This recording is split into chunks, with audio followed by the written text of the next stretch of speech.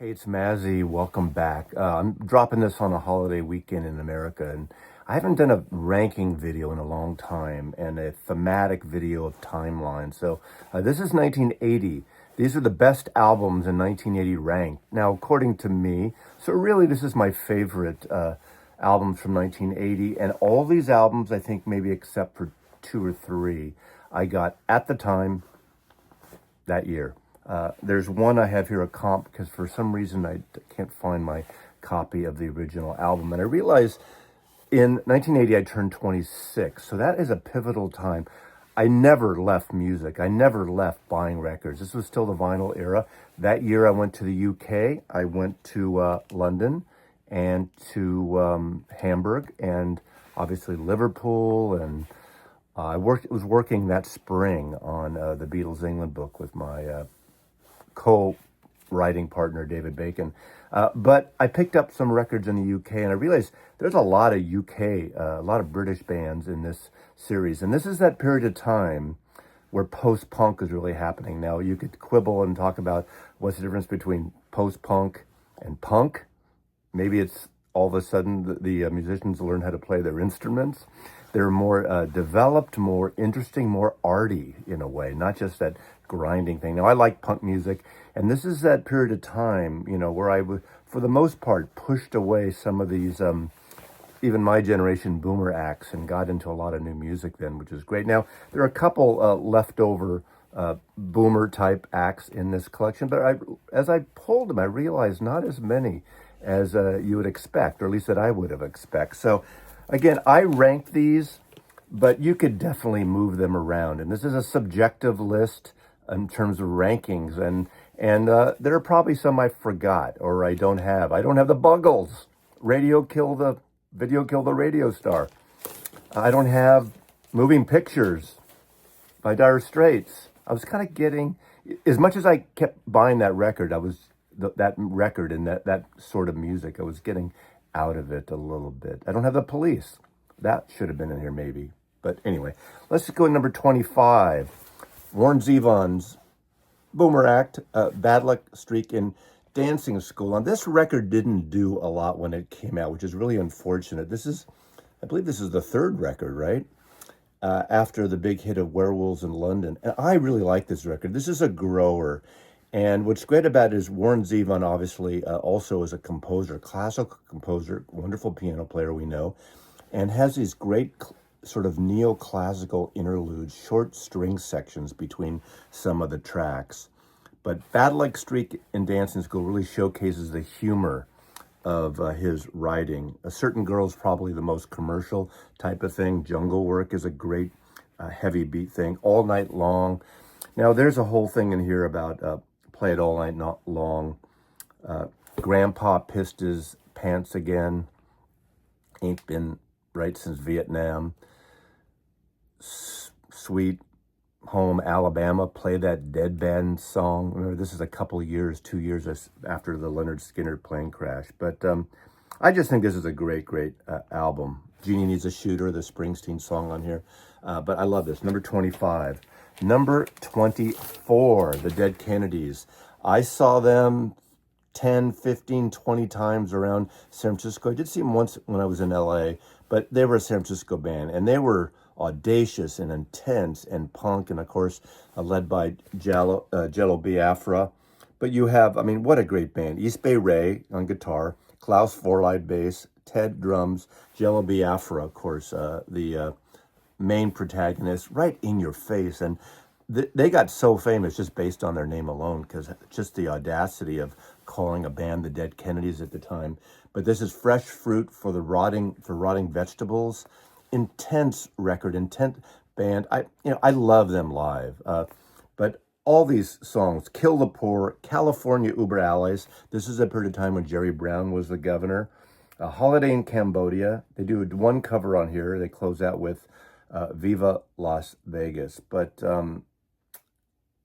later they would also do what Nazi punks fuck off. Coming at number 23 is David Bowie's Scary Monsters. God, I almost forgot the name here. This is the one with Fashion, which is kind of this great kind of dancey song, upbeat song. I don't want to say it's disco because it's not really disco, but it's a dance track, of course. And Ashes to Ashes, of course, the sequel to Space Oddity, Funk to Funky. We know Major Tom's a junkie. But this is one of those records, too, that grew on me. And I just think it's a fabulous record. But it's number 23, David Bowie. Number 22, a record and a surprise record. After he got busted in Japan in 1980, he retreats and does McCartney, too. Paul McCartney, of course. This is one of those self-produced, do it yourself, do everything. He was experimenting with electronic music. This was very different than the world of Paul McCartney and the ballads and the rock and roll things and there's some questionable stuff on here, but I really like this. And I remember seeing this big display in the window on Oxford Street of HMV when this album came out. And I know David and I work in book one by Soho Square. Long story there about stealing Paul McCartney's garbage. It was garbage night, accidentally.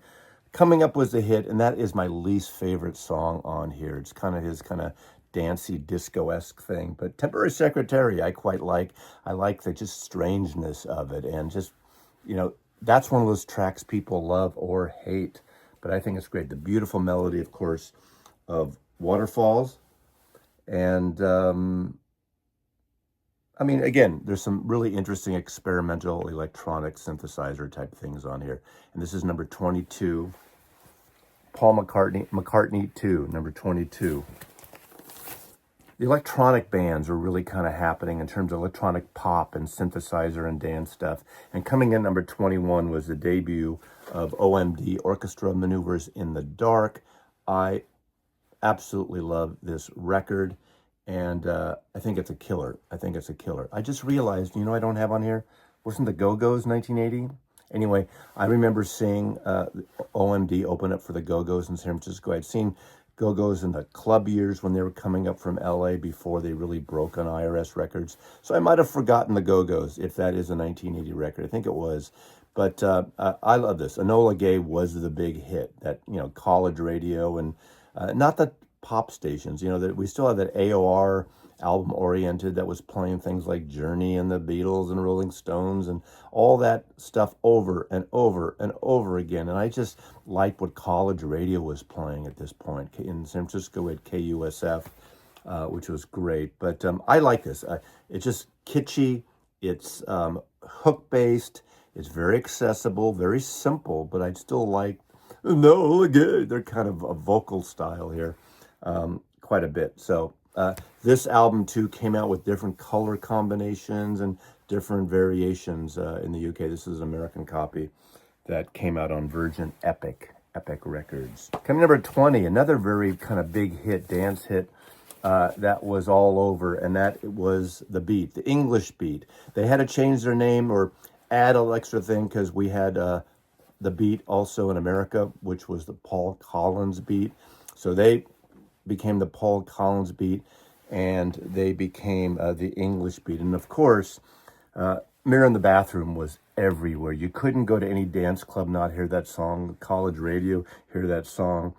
But this is kind of in that kind of crossover two-tone thing, think of the whole Madness thing and that type of record. But this was on Sire in America, and this is a fantastic record. It's a great dancey hook pop record with some soul and some more, I guess not as much reggae, but more, that crossover again, like ska stuff on here, but just really, really good. Every track is great, coming in at number 20.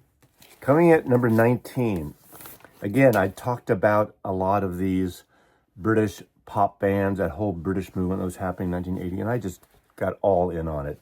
And the debut of Teardrop Explodes Kilimanjaro, I really kind of followed along this band. They didn't make a lot of records, of course. And then Julian Cope's solo stuff, which I adore. And I just like them. Hook-based things. A lot of these bands were kind of taking from 60s of bands, 60s the pop bands, and turning it into something a little different. Teardrop Explodes Kilimanjaro. Coming in at number 19, Stevie Wonder, Hotter Than July. Now, this is a copy left over from the Coleman collection that Coleman picked it up for $3 at Streetlights Records in San Francisco. I did have this album. I did buy this album initially when it came out, when I did a purge in 95.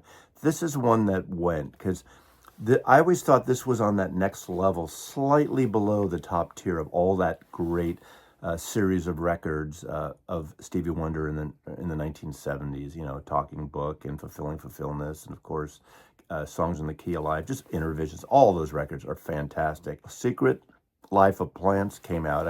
I didn't get it then. I kind of get it now in its experimentation, some electronic synthesizer stuff, but it's still not on my top tier. But I did buy this record at the time solely based on the single Master Blaster Jammin'. Very kind of funky, heavy bass, the heaviest bass you could feel, kind of in that reggae kind of thing too, and funky. And this is a really good record, but for a long time I didn't really kind of connect with it. Obviously, again, this copy came from my late friend Coleman, and I've been playing it, you know, in the last 4 years since then, and it's just a great, great record. So coming in number 18, Stevie Wonder's Hotter Than July. Coming in number 17, The Clash's Sandinista triple set. So many people say this should have been pared down to a 2 record, but I disagree with them. One little slipcase with 3 LPs in it. There's a lot to digest in this record, and this is a good party record too. A lot of dub stuff, a lot of these just instrumental pieces and passages that fuse between the great music on here. Of course, this is their follow-up to the double record in 79 of Lennon Calling, one of the greatest rock records, punk rock records of all time. A great, mature, wonderful record. But this is so wonderful. Now, this has that version of Career Opportunities when the kids are singing it, right? They redo that song again, which I like. We know some people don't like kids singing on records, children singing on records, but I quite like it. Opening up with that great song, Magnificent Seven. I have the 12-inch single of that, which is just a killer track. And they were doing a lot of extended mixes around this time for a lot of bands, a lot of artists, a lot of singers. The 12-inch single from the late 70s, from the disco period into this kind of crossover period, was really popular, and that was one that I have somewhere. Of course, Ivan Meets G.I. Joe is great. And of course, opening up side 2, Rebel Waltz, that great, literally a waltz, but really beautiful with this kind of reverb-drenched guitar sung by Joe Strummer. I just love every track on this album. And obviously, when you think of the dub pieces and the things that are maybe sort of this ambient dub thing, think of those as transition pieces. And then you might get this record and enjoy it more. I just think it's fabulous record. So coming in at number 17, Sandinista by The Clash. Coming in at number 16, Blondie's Auto-American. They had a great run of songs and records, and they were really building up hits. And this is one of the biggest ones. This is a promo copy I got back at the day. I still have my record store connections this year in the business. But The Rapture, eating men from Mars, Mars eating their cars. crazy lyrics. They still had a bit of a new wave crossover into rap and to disco, but it's a record that holds up. It's a fun friggin' record, and I just love everything on here. I mean, the whole sort of Europa thing too is really wonderful on here, and of course the great cover of The Tide Is High on here. Just a great band. And they made all these, even when they did cover stuff, they made it theirs. Denis, I mean, come on. Deborah Harry and Clem Burke and Chris Stein and Jimmy Destry and Frank Infante. What a great band. So coming in number 16, Blondie's Auto-American. Coming number 15. Now, I don't have the actual album anymore. I don't know why, so I need to remedy that.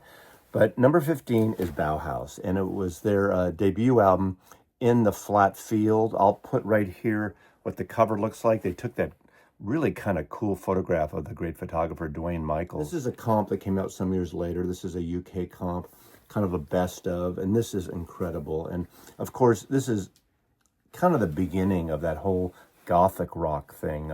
Obviously, Peter Murphy, the lead singer and protagonist, I guess. just a great, great band, a whole really dark sound. And I really got into the whole goth thing in terms of this type of goth music. And it still had some upbeat dance things going on and some just really kind of reverb drenched effects and the way it was recorded and presented. But the Bauhaus debut is a fantastic record. So for the sake of this video, number 15 is Bauhaus. Coming at number 14, the debut album, Boy by U2.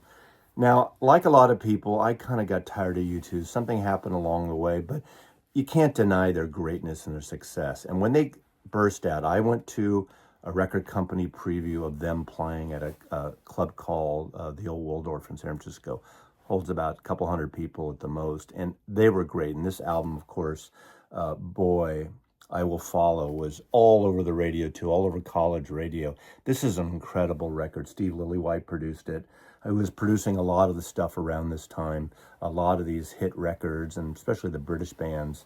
But this is a fantastic record, and it's a great pop record. Of course, later they would go on to do those extended tracks and work with Eno and do a lot of sound loops and sound effects. And, you know, they became literally the biggest band of the 1980s.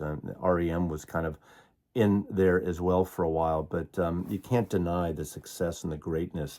But I like these first few albums, this and then War, that are more like shorter song based with great hooks, and that, of course, Bono's belting out over the top vocal style was just really, really interesting. So this is coming in at number 14, UB40. This is the version, well, I think all the versions. This is a reissue, it's not the original. In the UK, this is obviously the unemployment form that's actually called UB40.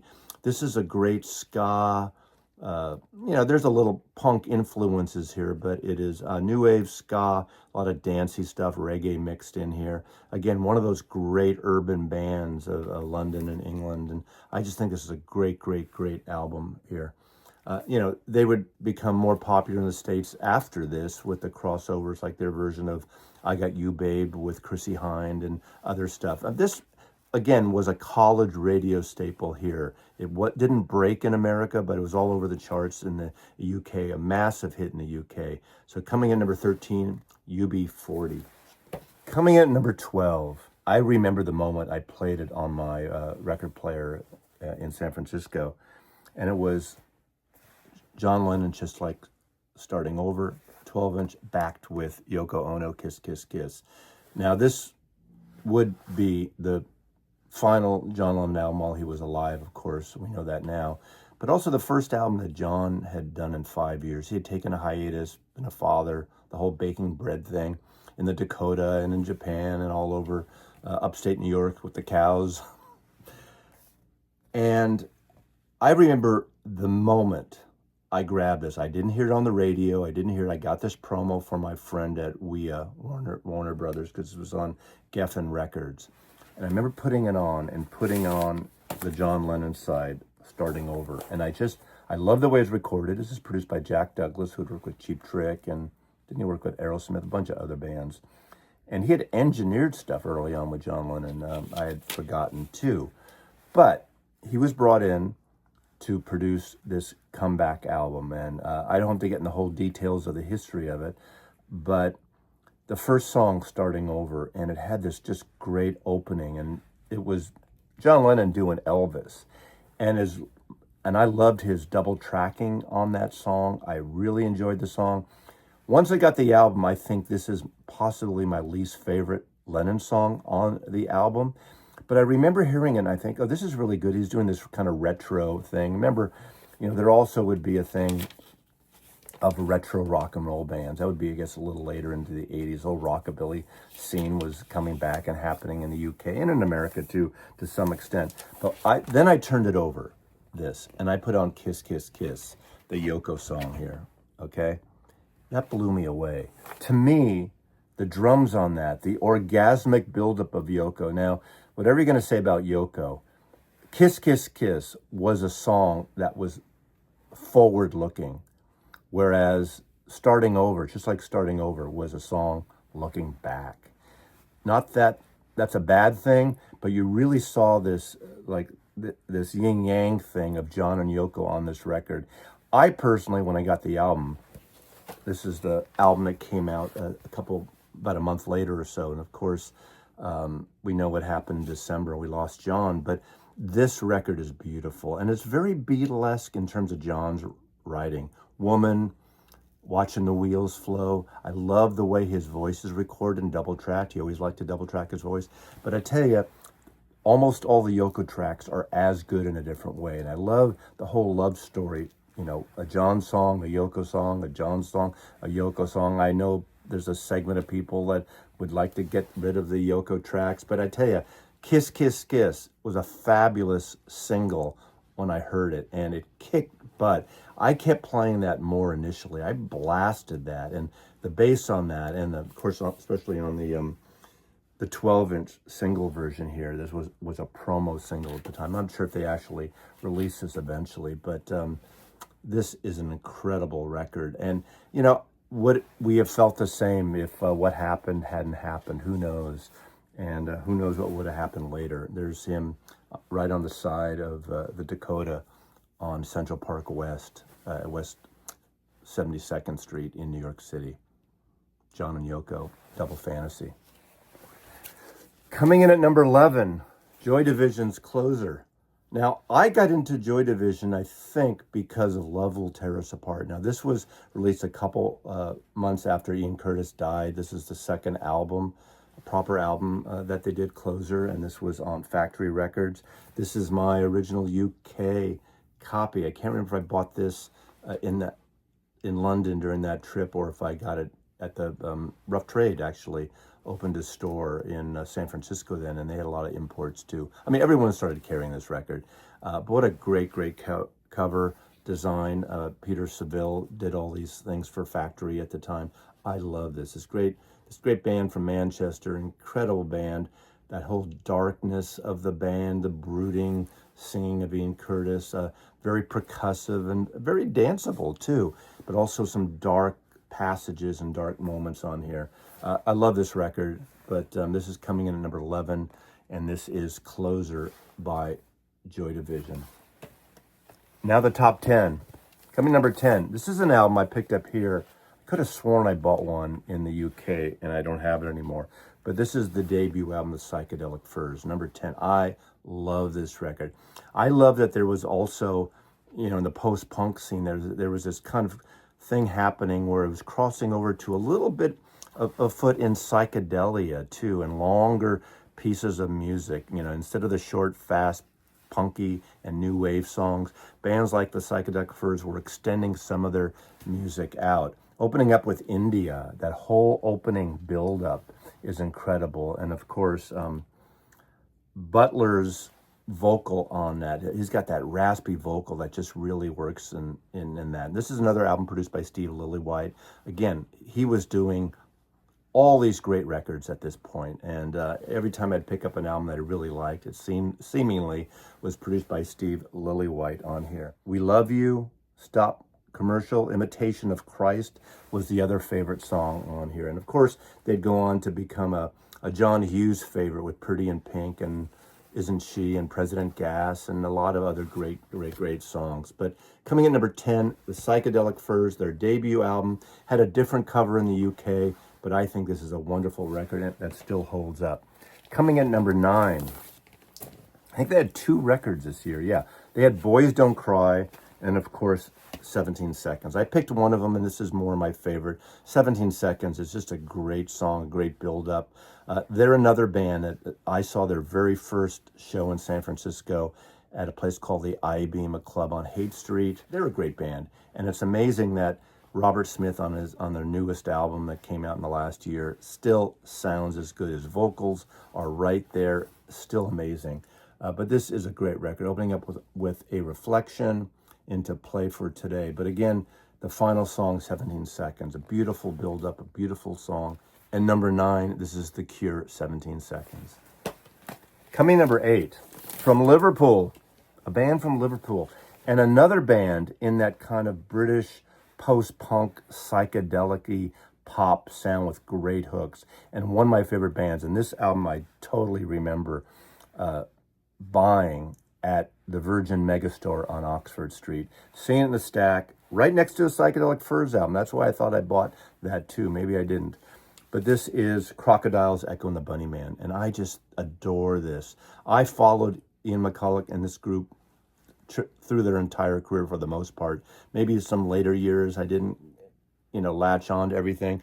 But I did see him, one of the first shows I saw him, them, when they came to Seattle maybe 8-9 years ago or so. But the song on here obviously got a lot of play, was Rescue.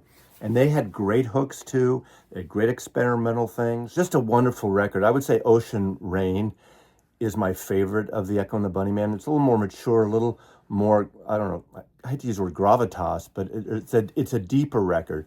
But this is great hooks, along the line of like the Teardrop Explodes, but with a little more psychedelia thing. And Teardrops actually has that, Julian Cope is very into psychedelia too. This is the debut album by Echo and the Bunnymen, Crocodiles, coming in at number 8. Coming in number 7, this is the album that really hooked me. I'd gotten a couple of promos of him, again, from my Warner Brothers friend, but Dirty Mind from Prince came out. This is the one that kind of hooked me. I mean, look at this cover. It's so, now what we know of Prince, this is so Prince. But Dirty Mind, but of course, When You Were Mine, what's great about this record, it's so minimal.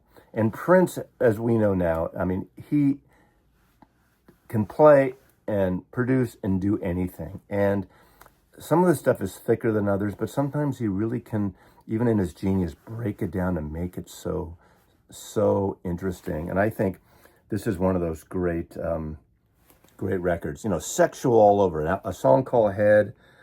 There's Dirty Mind, of course, the title track. When You Were Mine is definitely the song with the hooks on here. So this is Prince, and this is coming in at number 7 on the top 25 list of the best records of 1980. Coming in at number 6, Talking Heads, Remain in Light. What a band. It's amazing how they progressed and matured from this kind of just tight 4-piece art band at CBGB's. I love Talking Heads 77. But they always had a funkiness and a passion for soul music. It wasn't as overt as, some of even the white pop, funk, soul, blue-eyed soul bands. But they had it, and they would bring out these beats and loops, of course. Once they started collaborating with Brian Eno, this is the result. This type of stuff was the result. And this is one of the great albums. But just every track on here, too. Once in a Lifetime, of course, The Creative Curve, Cross-Eyed and Painless. Great work, great artwork. They always had great artwork. So coming in at number 6, The Talking Heads, Remain in Light. Coming in at number 5, The River by Bruce Springsteen. Actually had a pop hit on here, a big hit with Hungry Heart, with Howard Kaylan and Mark Bolan, Fluorescent Lichanetti from the Turtles and from the Mothers of Invention, backing him up, doing those great harmonies. What great hooks. Took the wife and kids to Baltimore, Jack. It's unlike him. The Ties That Bind, every song on here is great. And of course, the Elongated Stories. I love Jackson Cage, that has a great hook too. Independence Day, of course, The River, Point Blank, Cadillac Ranch, and I'm a Rocker. Just great. The essence of Bruce Springsteen doing his kind of retro rock and roll thing. Stolen Car, Wreck of the Highway, Drive All Night. This is that period of time still. He was doing it since day 2 or album 2. The storytelling when I first saw him live in 1975 on the Born to Run tour, and I saw them every other tour up until maybe the mid 80s. Then I kind of got off the big stadium thing with Bruce because I saw him in these great larger theaters and venues, which I just love. One of the greatest performers, maybe the greatest single performers I've ever seen with the E Street Band in 1975 and 76, and even up to this period. Everybody who's seen Bruce over the years knows if you haven't seen Bruce, you don't get it. And, Bruce has had these ups and downs career-wise over the years. To me, I adore him. I trust him. And right now we're going through this period of time where some people are very critical of him. How dare these musicians speak out against politicians and we just want them to play music and not hear. They're human beings like you and me.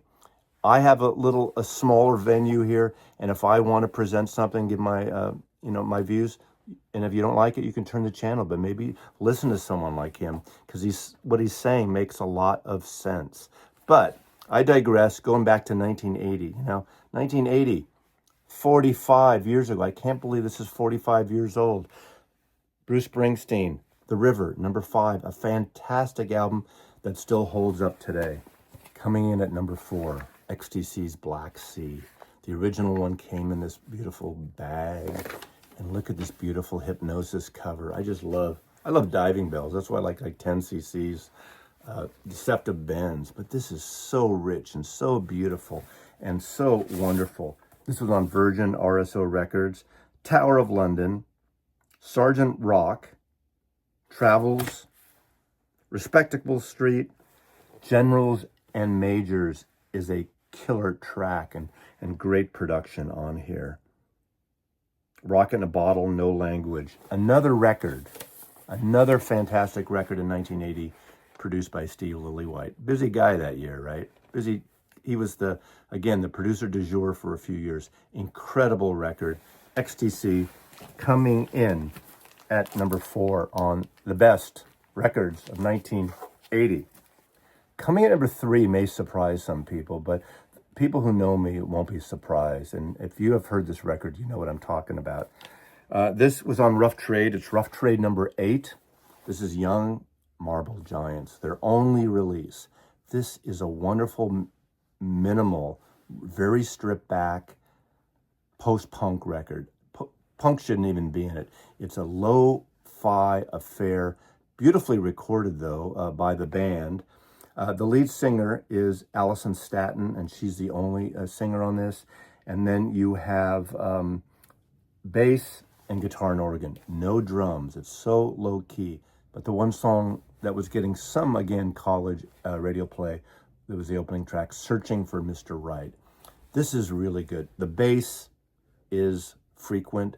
The bass is prominent. You get this organ kind of ambient sound behind the singing. Find this copy. Now, there was a maybe 12 years ago, an expanded edition. I think it had some outtakes or some B-side type things, or and maybe some live tracks too. I'm kind of forgetting. I think it had a video as well, as I recall. Can't remember. But this is my original UK copy on Rough Trade Records. This is such a wonderful record. And to me, it's the third best record in 1980. A record I think that everyone who likes modern music should check out, even though it's a 45-year-old record. I did see them on this tour, the only American tour they did. I saw them twice, actually. I saw them in San Francisco and in Palo Alto. And they played like a free concert through the KUSF radio, I believe, outside. And they played at a club, I think it was the Keystone Palo Alto, back in 1980. This is a wonderful, wonderful record, or 81 maybe. Whenever they came, that's it. But number 3, Young Marble Giants, Colossal Youth is the name of the record. Incredible record.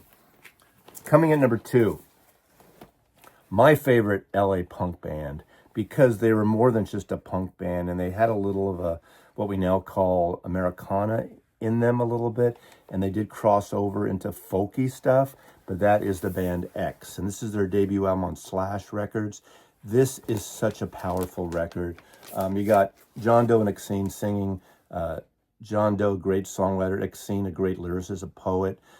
Billy Zoom on guitar. Whenever I saw them again about 10 times around this time too, and I adored them. The funny thing is, every time you'd see them, everyone was so serious looking, but Billy Zoom had this bleached blonde hair. He was a great, like a rockabilly rock guitar. What a musician Billy Zoom is. He plays like jazz clarinet too, not in the band. I'm surprised they didn't experiment more later with that. He plays jazz clarinet. What a great musician. But when you see him play live, he always had this grin on his face. Like everyone else was so serious in their playing, and John Doe intense, and Exene doing her thing. And So these would be smiling. He played these like rockabilly, rock and roll licks. Like it was the easiest thing in the world to play. And it added to that great, great sound. I mean, the guy's an amazing musician. They're still playing on their Forever Farewell tour. They do a cover of the Doors' Soul Kitchen on here, which is fabulous. It's about 10 times as fast as the original Doors version. It opens up with Los Angeles. Great track, title track of the album on Slash Records. Of course, Johnny Hit and Run Pauline is a great song. Every song on here, and there's a certain melody and there's a certain atonal harmony between Exene and John Doe that surprisingly works really well. And all those four, three, four first albums are incredible. Wild Gift. And then they did that collaboration with Dave Alvin from the Blasters, and it was called The Knitters, and very kind of folky based record, and it's incredible. I just think that they were one of the best live bands at the time, not flashy, but tight, quick, short songs, and out of here. And so this is the second best album in 1980 from my point of view, which leaves a record that I got a promo of in 1980, and to me, just blew me away. And it was very different. Again, hooks, post-punk, but pop hooks, pop sensibilities, a retro of the 60s a little bit, a great tight band with this great lead singer who played guitar, who just had a really attractive vocal. But she's got a natural vibrato as she sings. And of course, that's the Pretenders and Chrissie Hynde, and this is her debut album. This is produced by Chris Thomas. And this is an incredible album. Of course, Brass and Pocket really came out and was a hit. Played all over radio. At least, I don't even remember if it was AM radio, but it was all over FM radio. It was all over college radio. It's a great record. Of course, they do a great cover of a Kinks song, Stop Your Sobbing, on here. When I heard it, I totally had forgotten it was a Kinks song. I mean, she made it hers. Even though it's the same, it's not really different. I just hadn't thought of that song.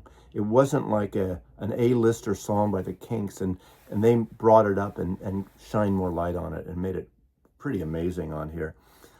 Every song on here is great. Of course, Tattoo Love Boys, Space Invader, Kid, a song that's one of the most beautiful sort of ballads that she's written. I think Everything But the Girl did a beautiful, beautiful cover of it a little bit later.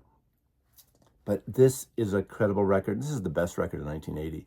And they had a wonderful run, about 3 or 4 records, an EP at the time. And their singles, Chain Gang, and they were all over MTV once MTV kicked too. And that's not the only reason for it, but it really put them in another stratosphere in terms of sales and popularity. And unfortunately, 2 of the members, died early, fast, unfortunately.